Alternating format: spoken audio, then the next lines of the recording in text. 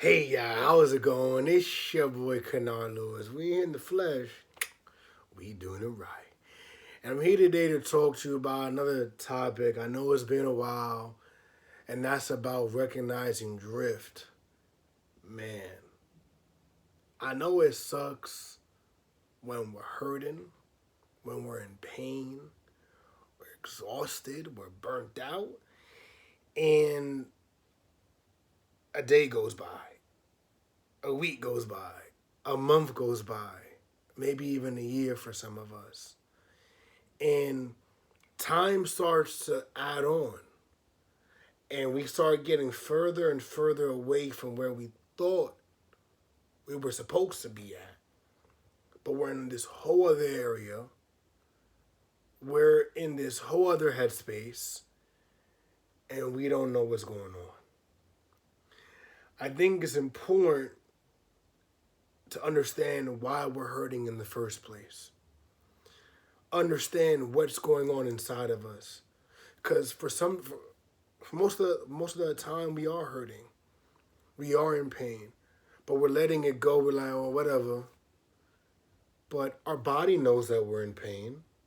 Our mind knows that we're in pain, but we don't want to recognize it.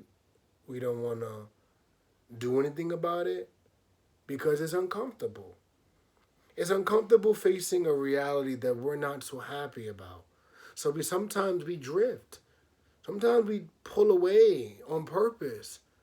But then it starts being unconscious now. It's like, okay, now I'm just doing this, becomes a norm. And I think it's important because we're meant to be on the path that we were before the drift. And sometimes it's okay to take a break. But sometimes we take breaks for too long. Perhaps I was taking a break for too long.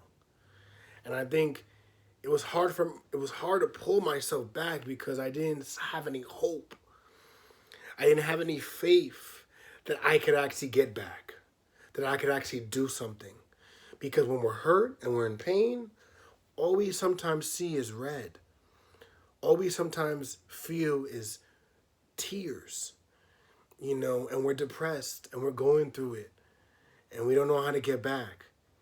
I think it's important for us to know who in our circle that can actually help us out. Maybe we need outside therapy. Maybe it's important for us to do things even if it feels uncomfortable. Going through the motions. It doesn't have to be perfect. But I think I held myself at a standard. I put these expectations on myself and felt guilty for not fulfilling them. Because I'm supposed to be this. I should have been doing this. And now I feel guilt.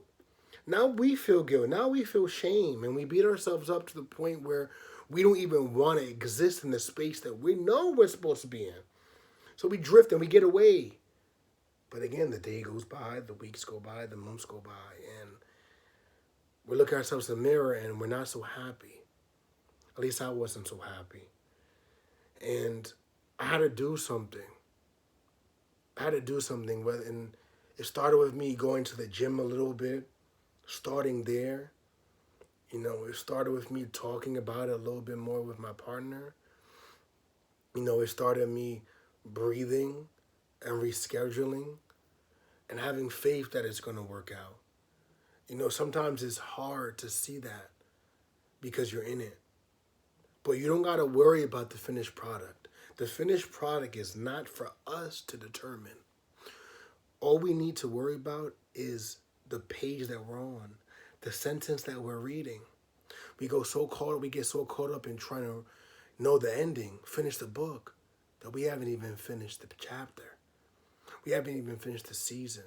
And I know for me, the one thing that allowed me to recognize the drift and pull me back was to know that I could be soft on myself. I could have some self-compassion because I don't got to be perfect. I don't got to do it all right now, but I got to do something. And I think that's what gets us back on land instead of drifting with the current. So let's try to see when we're drifting, how we're drifting, recognize it by learning to be mindful of our own pains and our own healings, and just trying things out. They don't gotta be perfect. Just gotta try it out. And know that it's okay that it doesn't look the way that we want it to be. But have faith that it will. Thank you, and I'll see you next time.